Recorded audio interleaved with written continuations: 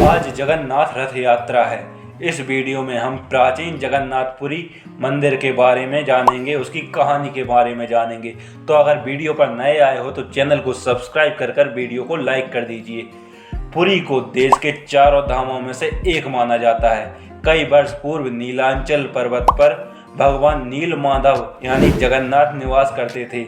एक दिन राजा इंद्रधुम्न को भगवान ने रात में सपने में आकर कहा कि नीलांचल पर्वत की एक गुफा में मेरी प्रतिमा है जिसे नीलमाधव कहते हैं। प्रभु बोले, तुम एक मंदिर बनवाओ और उसमें मेरी मूर्ति को स्थापित करो। नीलांचल पर्वत पर सावर कबीला रहता था, जिसका मुखिया विश्ववासु भगवान का उपासक था और उसने मूर्ति को गुफा में छुपाकर रखा था और गुफा में ही उसकी पूजा करता था। राजा इंद्रधुम्न ने अपने सेवक ब्राह्मण विद्यापति को मूर्ति लाने का कार्य सौंपा। विद्यापति ने मुखिया विश्ववासु की पुत्री से विवाह कर लिया। कुछ दिनों बाद विद्यापति ने अपने ससुर विश्ववासु से भगवान नीलमाधव के दर्शन की इच्छा व्यक्त की। कारण हाँ कर दी। विश्ववासु विद्यापति के आंख पर पट्टी बांधकर भगवान नीलमाधव के दर्शन कराने ले गया। विद्यापति चतुराई करते जा रहा था और रास्ते में सरसों के दाने गिराता गया और बाद में सरसों के दानों को जरिया बनाकर भगवान नीलमाधव की प्रतिमा को वहां से चुरा कर ले आया। इसके बाद विश्ववासु भगवान नीलमाधव की मूर्ति चोरी होने के बाद बहुत ही दुखी हुआ।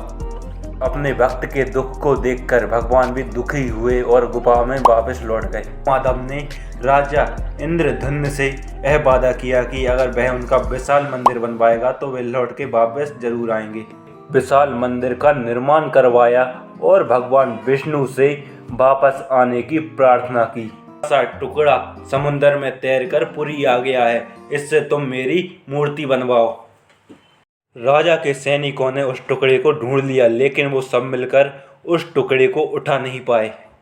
तब राजा ने नीलमाधव के अनन्य भक्त विश्ववासु से उस टुकड़े को उठाने के लिए कहा और वह वहां से उठाकर ले आया। राजा ने उस लकड़ी के टुकड़े से मूर्ति बनवाने के लिए कई कारीगरों को बुलाया, लेकिन किसी भी कारीगर से उसमें छेनी तक नहीं लगी।